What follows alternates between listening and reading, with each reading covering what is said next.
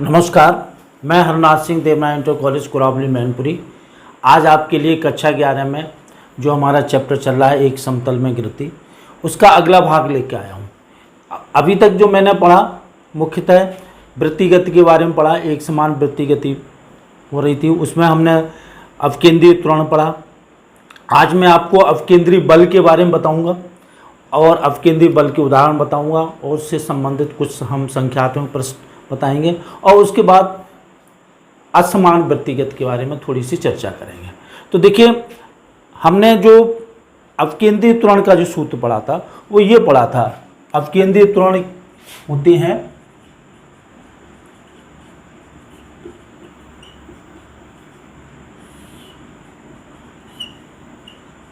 त्वरण A equal to V square upon R omega square और R into 2πn whole square R into 2π upon T का whole square, ये सूत्र पढ़ा था। देखिए, इसमें ये जो सूत्र था ये कब स्थिति पैदा होती थी, जब कोई हमारा पिंड समान वेग से वृत्ताकार मार्ग में गति कर रहा हो। तो चूंकि उसकी चाल नियत रहती थी लेकिन वेग की दिशा बदलती रहती थी, इस वजह से ये त्वरण उत्पन्न होता था। इस त्वरण को हम त्रिज्य त्वरण भी कहते हैं। इसकी दिशा हमेशा केंद्र की ओर होती है, इस वजह से इसको हम अवकेंद्रीय त्वरण भी कहते हैं। अब देखिए, न्यूटन के नियम के अनुसार जिधर हमारा त्वरण उत्पन्न होगा उधर ही हमारा बल आरोपित होगा। इस वजह से इसमें जो आरोपित होने वाला जो बल होगा उसको हम बोलेंगे अवकेंद्रीय बल। अवकेंद्रीय बल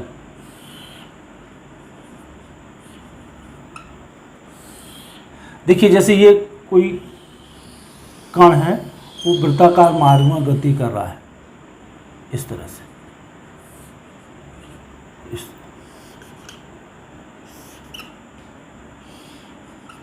गति कर रहा है। यहाँ पर वेग इसका v1 है, यहाँ पे वेग v2 है, यहाँ पे वेग v3 है और यहाँ पे वेग v4 है। इस तरह से गति कर रहा है। अब होगा क्या, इनके परिमाण बराबर होंगे, v1 v2 v3 v4, लेकिन वेग बराबर नहीं है क्योंकि इनकी दिशाएं लगातार बदल रही हैं।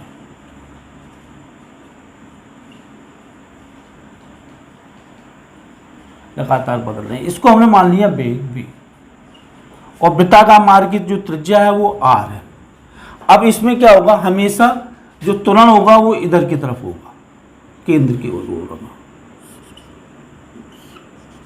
और इधर ही हमारा क्या होगा, बल होगा। बल,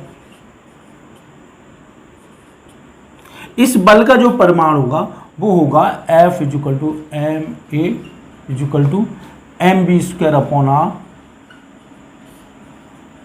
M omega square R equal to M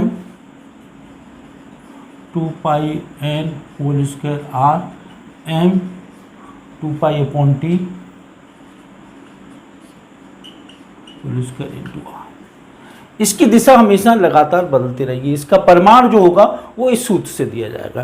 तो मैं थोड़ी सी इसकी परिभाषा बताना चाह रहा हूँ। जब कोई कण या पिंड वृत्ताकार मार्ग में गति करता है तो उसकी लगातार दिशा बदलने के कारण जो उसमें त्वरण उत्पन्न होता है उसको अपकेंद्रीय त्वरण कहते हैं और उसकी दिशा हमेशा केंद्र की ओर होता है।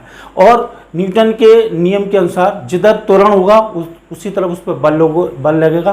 तो वृत्ताकार मार्ग में गति कर रहे पिंड पर केंद्र की ओर बल लगता है। हमेशा हर स्थिति में उसकी जो दिशा होती है वो केंद्र की ओर होती है और उस बल को हम कहते हैं अवकेंद्रीय बल। और अवकेंद्रीय बल के लिए ये हमारा सूत्र होगा। अब आता है अवकेंद्रीय बल के उदाहरण। देखिए, सबसे पहला हम उदाहरण लेते हैं। अगर हम किसी धागे से बांधकर, अगर किसी पिंड को धागे से बांधकर वृत्ताकार मार्ग में घुमाएं तो उसकी डोरी में तनाव उत्पन्न होता है। पहला केस, जैसे ये है, इसको हम घुमा रहे हैं इस तरह से, तो इसमें जो तनाव उत्पन्न होगा वो इसका द्रव्यमान m है, तनाव जो उत्पन्न होगा वो अपकेंद्री बल के बराबर होगा। उत्पन्न तनाव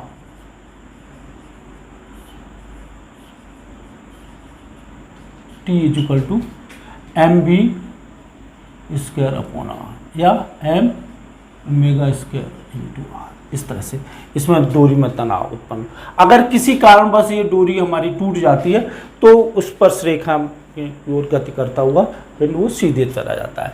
दूसरा उदाहरण हम ले रहे हैं, आपने देखा होगा कि जो हमारे ग्रह हैं उसके चारों तरफ उपग्रह चक्कर लगाते हैं।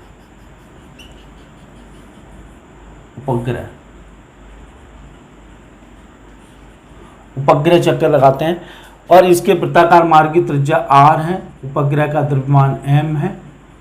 तो इसमें एक तो गुरुत्वाकर्षण बल लगेगा, दूसरा वृत्ताकार मार्ग में गति कर रहा है तो अपकेंद्रीय बल मिलेगा। तो ये दोनों बराबर होता है। ये क्या है, अपकेंद्रीय बल से गुरुत्वाकर्षण बल प्राप्त होता है या गुरुत्वाकर्षण बल से अपकेंद्रीय बल प्राप्त होता है। तो यहाँ पे अपकेंद्रीय बल जो होगा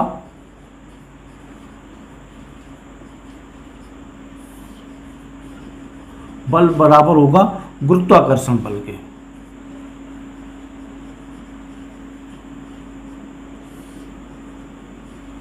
ये होगा mv square upon r। m जो हमारा उपग्रह उसका द्रव्यमान है, वेग इसका कक्षीय वेग v है और r वृत्ताकार मार्ग की त्रिज्या है और ये हो जाएगा gm अपॉन r स्क्वायर। इस तरह से हमारे बहुत सारे रिजल्ट निकलेंगे। तो यहाँ पे भी हमारा अपकेंद्रीय बल लगता है। तीसरा उदाहरण हम बता रहे हैं, हमें पता है परमाणु के अंदर नाभिक के चारों ओर इलेक्ट्रॉन चक्कर लगाते हैं। तो ये मान लीजिए कोई नाभिक है जिसका आवेश Ze है, Z परमाणु क्रमांक है, ये धनात्मक आवेश है और इलेक्ट्रॉन इसके चारों तरफ चक्कर लगा रहा है वृत्ताकार मार्ग में। ये इलेक्ट्रॉन है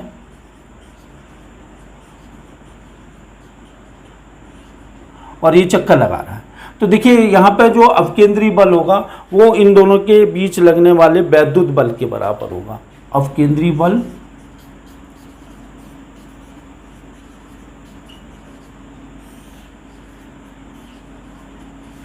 बराबर वैद्युत बल।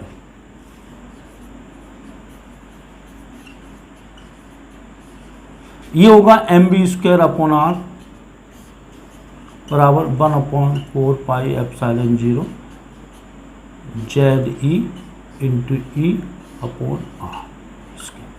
तो इस तरह से हमारे बहुत सारे निष्कर्ष हैं जहाँ पर ये बल लागू होता है, अपकेंद्रीय बल, और उनके हम अनुप्रयोग करते हैं। अब इसमें हम ये बताना चाहेंगे आपको, अगर ऊर्ध्वाधर तल में गति होती है तो क्या निष्कर्ष निकलते हैं। तो अगला टॉपिक है ऊर्ध्वाधर तल में गति। ये वास्तव में एक असमान गति का एक उदाहरण है। ऊर्ध्वाधर तल में गति, मोशन इन वर्टिकल प्लेन।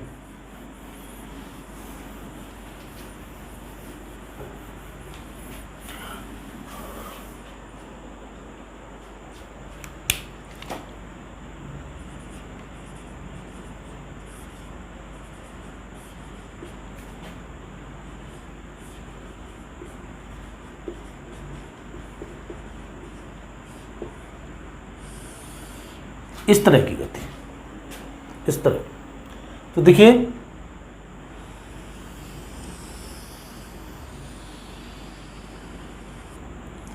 ये हमने भिन्न भिन्न स्थितियां ली हैं।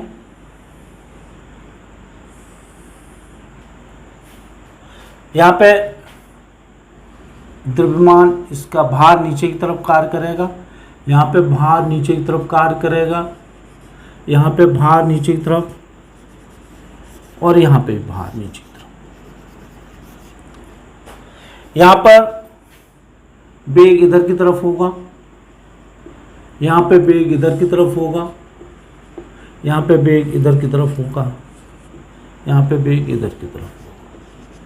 वेग अलग अलग होंगे, B1 B2 B3 और ये B4। यहां पे परिमाण भी बराबर नहीं होंगे।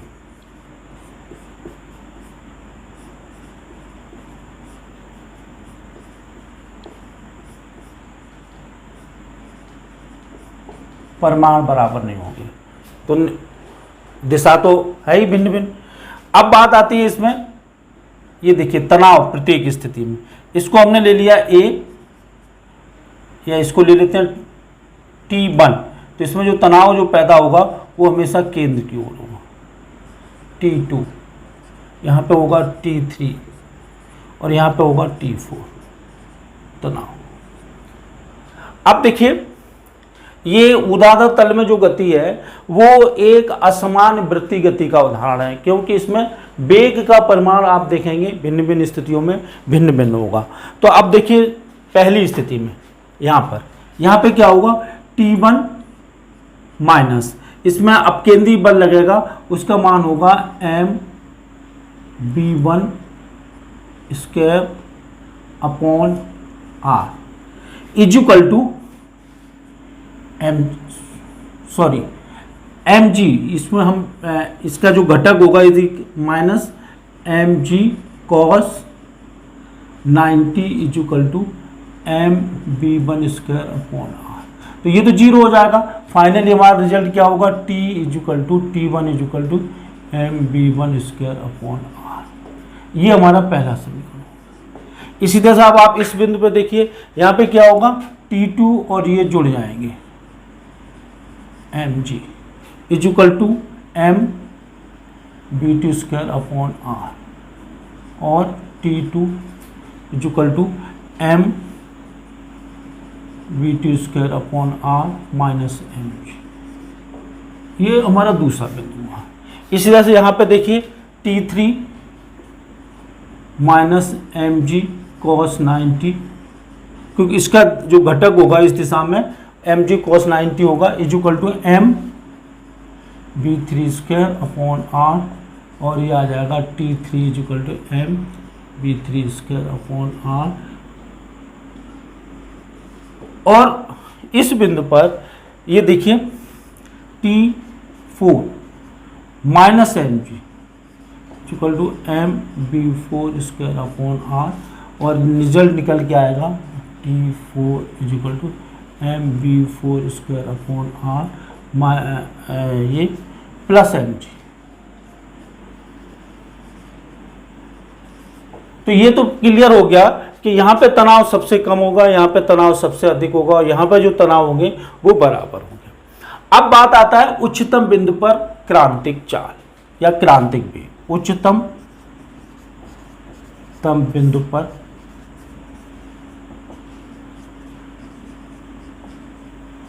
क्रांतिक चाल, इसका मतलब क्या होता है, उच्चतम बिंदु पर क्रांतिक चाल का मतलब ये होता है इस बिंदु पर वह न्यूनतम वेग जिससे वह पिंड पुनः पूरा चक्कर लगा सके, उस न्यूनतम चाल को हम क्रांतिक चाल कहते हैं। तो देखिए उसको हम निकालते हैं, कैसे निकालेंगे, समीकरण इसमें देखिए समीकरण 2 में T2 का न्यूनतम मान कितना हो सकता है, T2 का न्यूनतम मान 0 हो सकता है। तो देखिए क्रांतिक चाल के लिए हम इसमें क्या करेंगे, इस वाले समीकरण में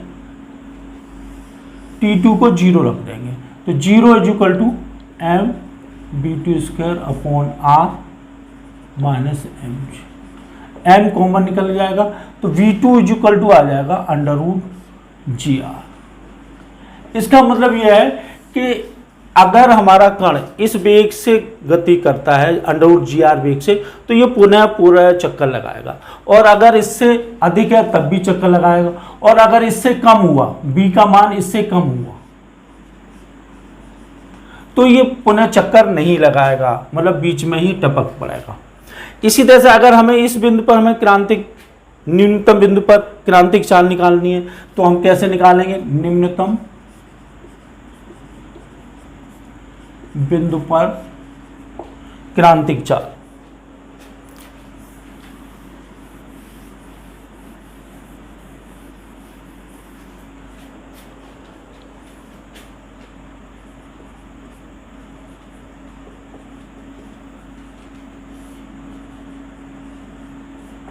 इसके लिए हम क्या करेंगे, ऊर्जा संरक्षण का नियम लगाएंगे। कैसे, उच्चतम बिंदु पर कुल ऊर्जा और निम्नतम बिंदु पर कुल ऊर्जा। देखिए कैसे, इस बिंदु पर कुल ऊर्जा और इस बिंदु पर कुल ऊर्जा। तो देखिए हम ये मान के चलते हैं ये बिल्कुल पृथ्वी से सट के चल रहा है, तो उच्चतम बिंदु पर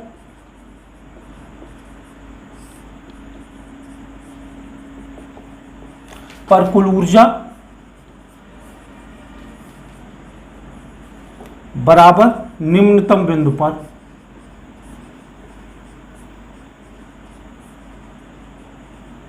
कुल ऊर्जा। तो देखिए उच्चतम बिंदु पर जो कुल ऊर्जा होगी वो होगी half mv² plus mg into 2r, तो यहां से r और r is equal to half v4 ये गतिज ऊर्जा होगी प्लस mg इंटू 0। तो देखिए m पूरे में से कॉमन निकल जाएगा, ये कॉमन, ये दो का गुणा कर दीजिए तो v² प्लस ये हो गया 4gr इक्वल टू ये हो गया b1², ये 1 है, b2²,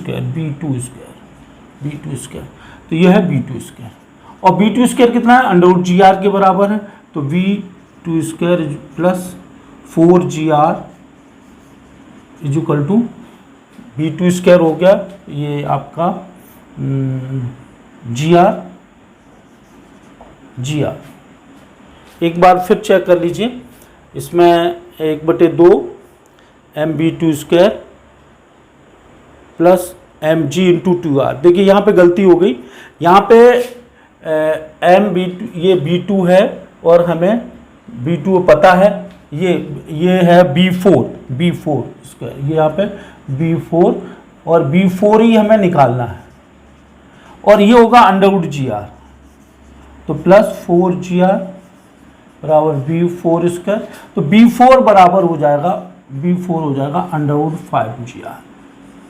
देखिए अगर यहाँ पे वेग gr है, √gr है, यहाँ पे वेग न्यूनतम वेग √gr है, तो यहाँ पे न्यूनतम वेग √5gr होगा, 5gr होगा।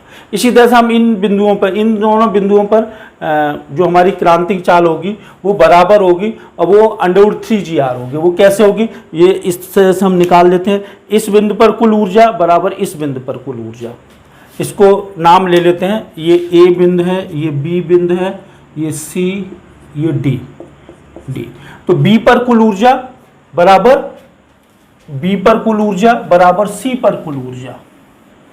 ऊर्जा संरक्षण के नियम से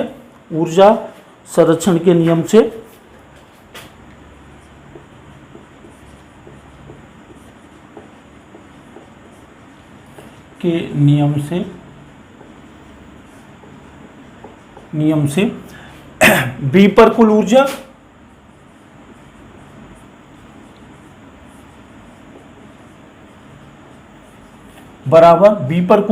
बराबर C पर कुल ऊर्जा।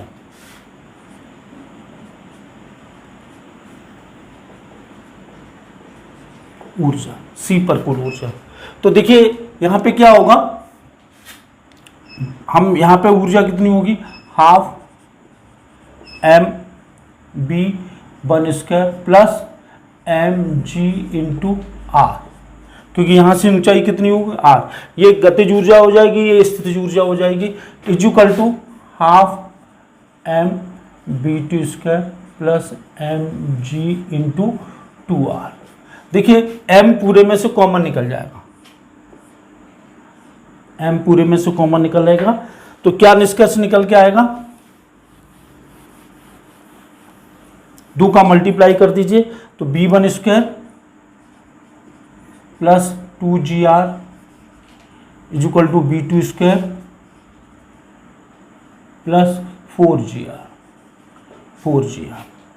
अब देखिए b2 हमें पता है, b1² प्लस 2gr बराबर b2 है gr √gr, तो gr हो जाएगा प्लस 4gr। तो इस तरह से b1² इक्वल टू 3gr और b1 इक्वल टू √3gr।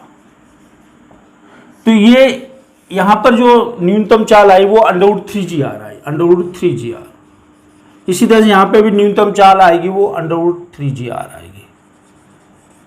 तो हमने सभी बिंदुओं पर क्रांतिक चाल निकाल ली। अब इसी तरह से हम तनावों में अंतर भी निकाल सकते हैं, यहाँ का तनाव यहाँ के तनाव में अंतर निकाल सकते हैं। इसके लिए हम पहले क्या करेंगे, इनके समीकरण लिख लेंगे। देखिए यहाँ पर जो समीकरण होगा वो T1 equal to mv1² T2 equal to mv2² -mg, T3 होगा mv3² और T4 mv4² प्लस mg। इसमें ये देखिए ये प्लस mg होगा। इस तरह ये 4 समीकरण होंगे। सबसे ज़्यादा तनाव यहाँ पर होगा और सबसे कम तनाव यहाँ पर होगा। तो देखिए T4 - T1, T4 - T2, ये देखिए T4 कितना है, ये है mv4² प्लस mg माइनस ये देखिए mv2² माइनस mg। तो ये हो जाएगा m/r, इनमें कॉमन, तो ये हो जाएगा b4² minus b2² plus 2mg। और देखिए b4 कम से कम कितना है, √5GR, तो ये हो जाएगा m/5GR और ये है GR प्लस 2mg। तो ये हो गया m/r into 4mg plus 2mg। तो ये इस तरह से कितना निकल के आएगा, ये 5GR होगा, ये 4GR, तो ये हो गया 6mg। 6, ये यहाँ पे 6GR, तो R से R कैंसिल हो गया, तो ये हो गया 6mg T4 माइनस T2। मतलब यहाँ से यहाँ तक के जो तनावों में अंतर होगा, यहाँ से यहाँ तक वो 6mg होगा। इसी तरह यहाँ से यहाँ तक के तनाव में कितना होगा, ये हम निकाल लेंगे T4 माइनस T1। T4 यही है mv4² plus mg minus mv1² तो ये हो गया m/r b4² minus b1² plus mg। तो ये आएगा m/r और b4, ये b4 होगा 5GR माइनस GR b1² और b1² जो होगा वो कितना होगा 3GR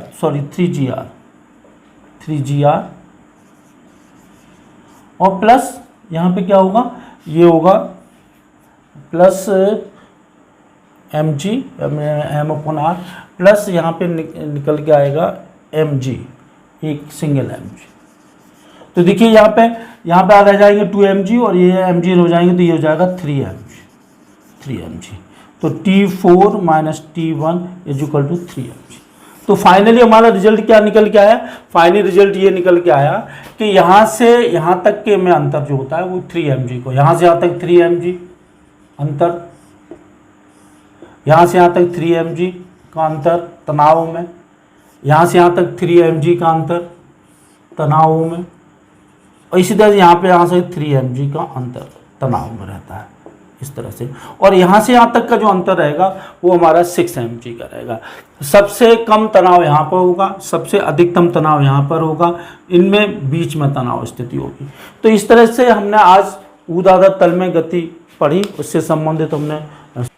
देखिए एक संख्यात्मक प्रश्न है कि एक लड़का 20 ग्राम के एक पत्थर को 2 मीटर लंबी डोरी के एक सिरे से बांधकर क्षैतिज वृत्त में घुमा रहा है।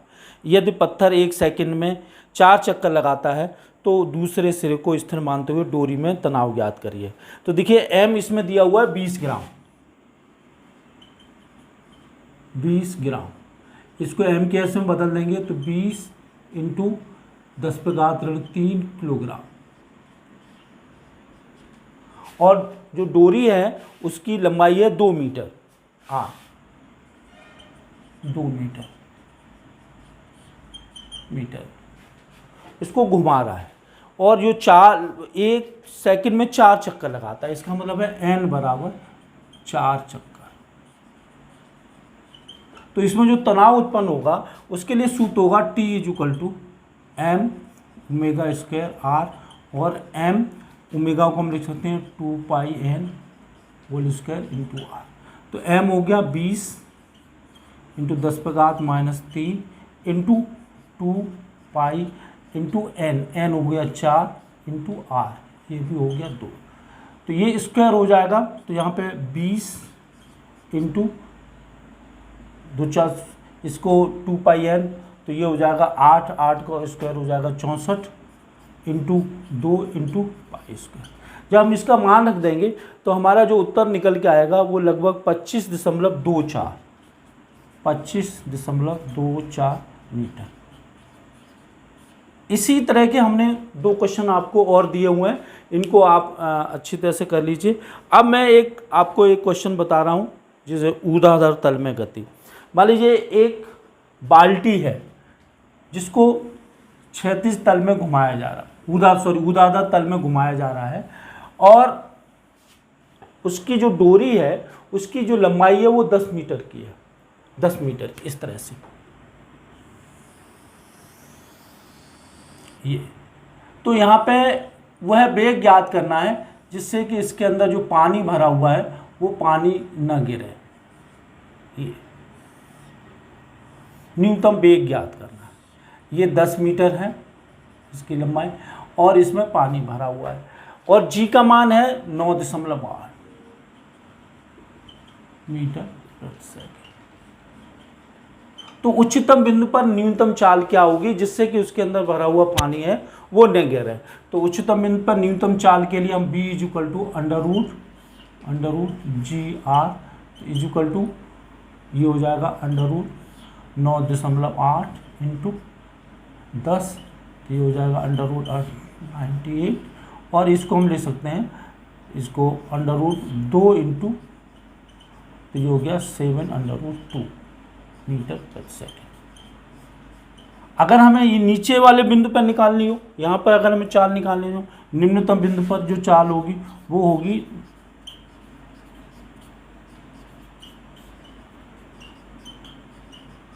ये होगी V = यहाँ पे √5GR, ये √2 इंटू 9.8 इंटू 10। तो ये इसमें हम जब गुणा करेंगे तो ये आएगा 5, यहाँ पे 5 होगा, 5 इंटू 98, तो ये हो गया 7 इसके अंदर ये रह जाएगा 10 मीटर प्रति सेकंड। तो यहाँ पर इतनी चाल होगी, यहाँ पर इतनी चाल होगी, जिससे कि उसके अंदर जो पानी भरा हुआ है वो नहीं गिरेगा। तो हमने आपको होमवर्क में और भी क्वेश्चंस दे दिए हैं जिनको आप अच्छी तरह से कर लीजिए, और मैं समझता हूँ कि ये आपको चैप्टर अच्छी तरह से समझ में आ गया होगा। नमस्कार।